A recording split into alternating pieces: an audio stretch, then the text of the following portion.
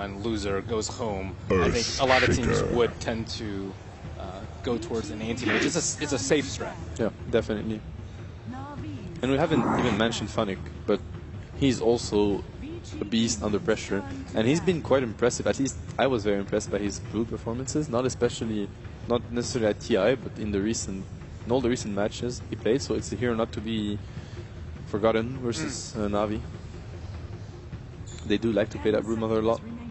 Yeah, well, they banned him. Alright, they banned it themselves. Yeah, I mean, I think the Earthshaker pick is kind of like, they've grabbed the Earthshaker, this is a potential pick. But yeah, they potentially gave up on it already. I mean, Vici doesn't really run Earthshaker other than support inside it. Yeah, we haven't seen SSIs on Earthshaker. So it pretty much means like they're still looking for the offlane hero for Vici Gaming. So like the Brood is something you don't want to get surprised by as well. The noises for when heroes get banned are really loud in our ear, by the way. Yeah. Like when we cut to the draft, I'm generally terrified when they ban Ledge. It's like, I'm like, what did I do? Is Paul angry? No. Ledge. Seb was trying to call the heroes by their grunts. I was like, that's very ambitious. Yeah, we should try and do that. And it was a Bloodseeker instead of an axe, but I mean, you know, it was quite close. And when they say Earthshaker, I can guess. Yeah, that's a relatively easy one. So there's still like the Radiant Shadow Fiend here open for Navi. They can still go for that if they want to. I mean, anti-mage. Yeah, there you go. Good call. Yeah.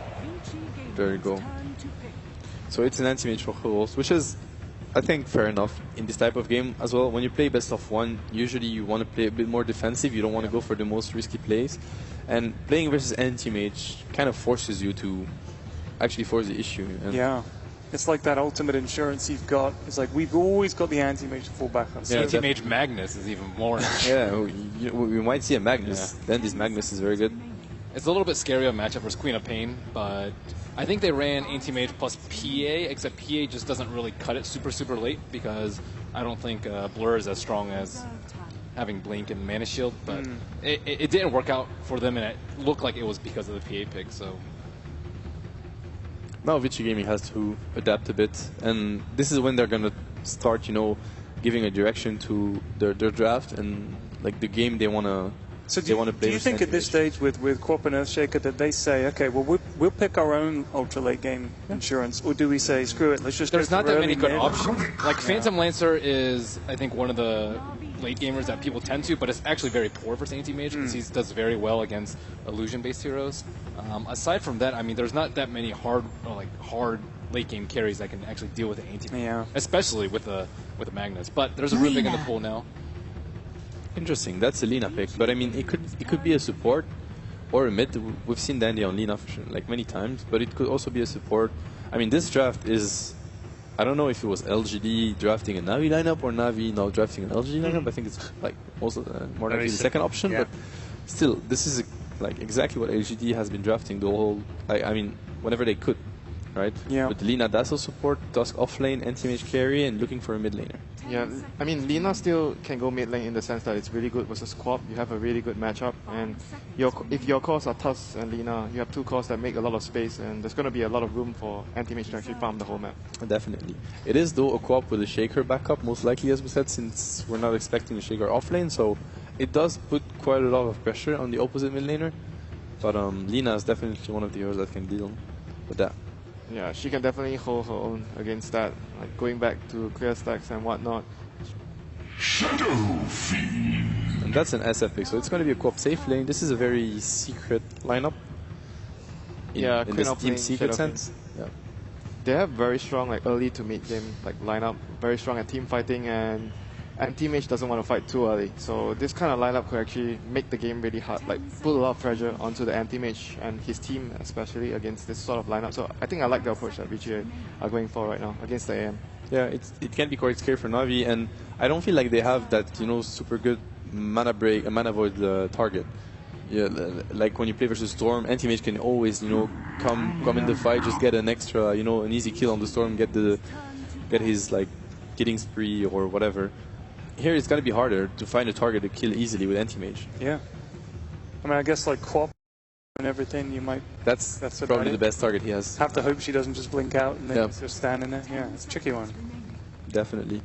They don't have the best catch for him though. I mean, Co-op might go for Orchid or might not, but Yeah. they don't have the best catch for anti-mage. Like, so their game plan is definitely to pressure as a team.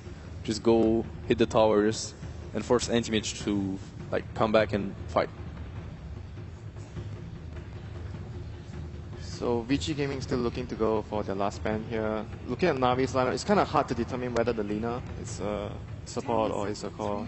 Like Navi can just rotate their lanes and roles very easily. Undying ban, so they're predicting a Lina mid. Yeah. I would assume. That's one of the interesting things about Lina is it gives you that chance. That is Wow. There very is the wisp. That is actually something that I think this is the first time Navi have picked up the hero in the event. They're very good at using Wisp. Soneko is insanely good on the hero, and I think it's a fighting anti-mage. What I see is a fighting anti-mage, and when you think about it, if he maxes mana shield, then he's actually, with the help of Dazzle and Wisp, he can be a terror. Like, if he goes for... Chovos is also known for the Vlad's Vanguard build, into I just go and fight people. I max mana... That fourth pick with Lina is actually either very smart. Well, it's smart either way, because it's either forced them to throw out Undying, or they've actually predicted that they would probably think that they wanted to remove Undying so that they could actually pick the Wisp. So either way, it's a really smart pick in 4. They went for... wow. Alright, that's interesting. It's gonna be Pop off lane Yeah. pop with Earthshaker. Like it's very interesting that in the sense that it's gonna be very good in the lane to pressure the AM. The lanes are very important, Yeah. and they're hard to guess for both teams. They absolutely are. Right, we are almost ready. Players are ready. We're ready. It's going to be a fantastic matchup between Navi and Vici Gaming. It's time to join our commentators. It's the Prince of Denmark and the Vicar of Pixels. Hello, ladies and gentlemen, and welcome to the second elimination match of the day. Vici Gaming versus Navi. I think there's a lot of people very excited about this matchup, and I certainly are, especially as we're going to be able to see how pulls off the Luna. Yeah, there's a couple of really interesting picks in this matchup. I don't think anyone expected the IO last pick. I don't think anyone expected the Luna. You saw the panel, they thought it was a safe lane Queen of Pain. That the last pick would go to Ice Ice Ice. So both teams with a little bit of a mind game here in the draft. I think Matt brings up a very good point. How the lanes get put could have a much bigger impact on this game than other games we've seen today, I think. The Luna is a very risky carry in lane because she's a glass cannon, right? She enables the other heroes in the lane to do a lot of damage because of Lunar Blessing, but at the same time, if she gets open on, can be gone in the blink of an eye. So Navi definitely have heroes that can put on the aggression. So very curious to see how this laning stage works out. That said, I personally favor Vici's draft quite a bit here. Okay. I think the issue for Navi is they don't have a natural combination with the IO. Maybe they can make it work very well with Tusk. As Matt pointed out, if they go for a fighting anti-mage, that's like an all-in play. If that doesn't work very early on, they're going to get super out-carried by a Luna and Shadowfiend if the anti-mage doesn't go battle carry, right? Level 1 smoke. They've got the Tusk. He's incredibly strong. He's just snowballed. Onto how? If the fish are coming out onto 3, how's going to be fine for the time being? And Funny, before Soneko turn their attention towards Super. Funny here looking for the body block. He's going to be able to find it here. Can they chase this one down? It doesn't look like they can. And even though Navi get a nice wrap around there with the smoke gang, nothing to come of it. And maybe VG can try and turn this one around. Sneko's hanging about. Will be able to tether himself back over. Telekinesis an 8. Funny should have a fissure. He's got a snowball. I mean, he's screwed. He's stuck. He's stuck. He's got a snowball, but it's not going to save him. It's going to go back in, but I don't think he gets himself out of this one. Funny, the heal in fact from Arstyle, but no, telekinesis. He gets slammed down, and it's going to be Vici finding the first blood there against the Tusk. And on Ice as well. At the very least for Navi, they do get one of the runes. If you lose a level 1 fight, often you will lose both runes, but Soneko managed to grab the top rune on the way out. Secures him his bottle. It's very, very crucial for Navi as they get off to... I don't want to say this is a bad start. It's not that horrible for them, but Ice Ice Ice getting the first blood on his offlane Queen of Pain will give him more of a chance at fighting the anti-mage. And as it looks for Navi so far, they're looking to play a little bit of a mid-wisp here, maybe stacking for Dendi and maybe even pulling the mid lane to try to limit Super's impact on the game. Dendi might need some help. I mean, yeah, we've got the back of Snake, and as you said, the early bottle is going to be very nice in lane here for Dendi. To try and outlane Super. Super going to walk into a Light Strike array there. It's going to be interesting to see how this lane pans out in terms of who is going to come out on top in terms of CS between the SF and the Lina. This should be an unwinnable lane for Vici Gaming if the Wisp and Lina play well together. Shadow Fiend, with only the help of Shaker, should not be able to get a good foothold in this lane. Lina can just play up very aggressively, even if they get a good fissure. Until Shadow Fiend is level 5, realistically, 3 raises will not be able to kill Dendi with a bottle and overcharge. So, looking for Navi to win this lane. And as far as bottom lane goes, should also be a Navi victory here with the 2-on-1 lane. Of course, SSIs did get the first blood, so helps him a little bit in that regard. And then top lane should be absolute free farm for Hao. And it cannot contest. What is the plan with Hao here on the Luna? Is it the fact that Vici, they want to get the mech onto the SF, and as soon as that happens, when they group up, they're going to have Hao with that aura, with that extra damage, and with that extra pushing power? Oh wait, they've managed to actually block off Shineko entirely in mid! At the same time, Dendi might get the kill instead. He will! He gets it, Dendi, with the kill onto Super. Shineko only just getting himself out. Yeah. Na'Vi turning that one around very nicely. Damn, so 1-1 now on the board. Dendi, as you said, he's having a very good time in the mid lane. Look at the CS, 9 for 3 on your Lina compared to the 2 for 0 on an SF, and it's a dead SF as well.